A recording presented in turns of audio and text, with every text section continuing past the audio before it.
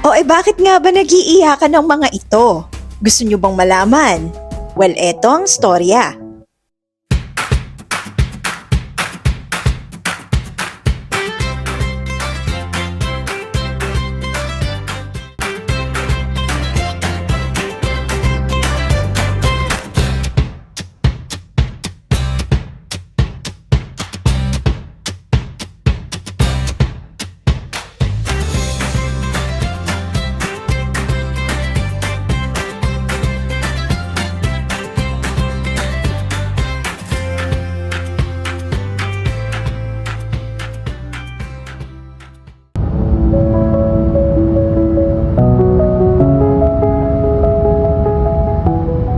Well, ito si Ann, ang aming pilgrim na may misyon. Bakit kamo siya umiiyak? Hindi pa umaalis yan. Iyak na ng iyak. Naiiyak ka na? Dahil hindi siya makapaniwala na makakapunta na siya ng Lourdes na dati, pangarap lang niya. At dahil din dyan kay Ann, muntik na akong atakihin, no? Kasi after ko ba naman gawin buong itinerary, bigla ba namang nagtanong, kailan tayo pupunta sa Nevers? Nevers? Ano yun? Saan yun? Bakit pupunta dun? Akala ko ba Lourdes? Hindi lang si Ann ang may baong extra tier duck sa trip na to. Eto din si Maria, ang ating go-go-go traveler. Yung carefree, always happy, always excited na Maria, ay hindi maitatago ang lungkot na dinadala. Paano ba naman? 3 weeks before our departure, in Maria's own words, nag-check-in na sa heaven ang asawa ko. Drama. Everyone who knows her, ganyan talaga siya mag-handle ng crisis sa buhay. Laging may ngiti at pag-asa. That's why we love her so much. Hindi mabigat kasama. Yun nga lang, all over the place. Pero that's another video. But we are so glad that Maria decided to go pa rin kahit nagluluksa siya.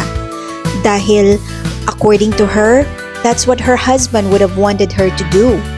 So to honor him and to pray for him are the reasons why Maria is in this trip with us.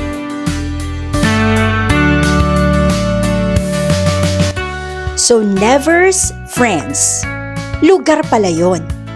Doon daw makikita ang replika ng Grotto of Lourdes na gustong kopyahin ng simbahan ng St. Rose. At si Ann ang mag-head ng construction committee.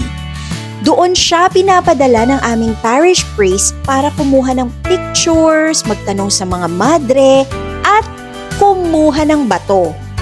Yeah, bato na ipupukpok niya sa ulo niya. Hindi, joke lang sis. Anyway, importante pala ang Nevers, France sa project at misyon ni Ann. Nalaman ko na doon din pala makikita ang incorrupt body ni Saint Bernadette Soubirous. Siya yung bata na pinagpakitaan ng mahal na birhen noong 1858 doon sa Lourdes. Doon sa Nevers ang kanyang final resting place. So, lahat kami nagulat. Kailangan pala pumunta ng Nevers dahil doon ang misyon ni Ann. Since nakabook na ang lahat prior to finding out about the importance of Nevers, hotels, trains, accommodations, lahat, paano na maisasama ang Nevers sa plano? Ang solusyon? Sa isip ko ay simple lang, magdagdag ng days. We move our departure date 2 days earlier from June 18 to June 16, add Nevers to the itinerary, give Ann her mission, and give everyone else their Paris time. Lahat pumayag.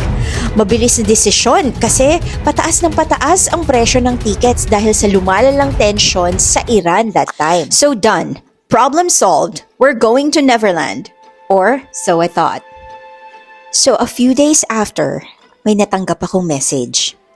Kay Madam, ang ating luxury traveler.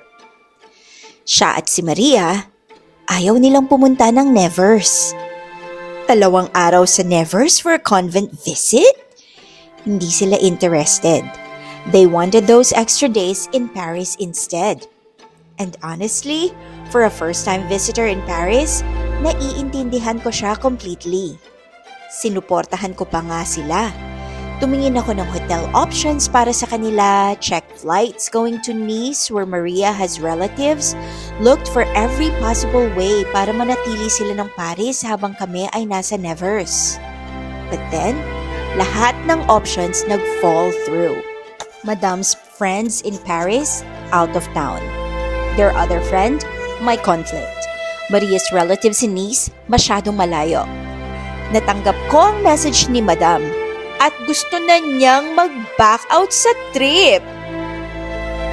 Ang sagot ko, tumigil ka. You will go with us.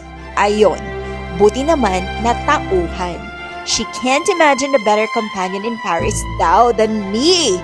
Ang landi, di ba? So reluctantly, sinabi nila na wala na silang choice. Sasama na sila sa Nevers. Yun, go, go, go. We're reconstituting!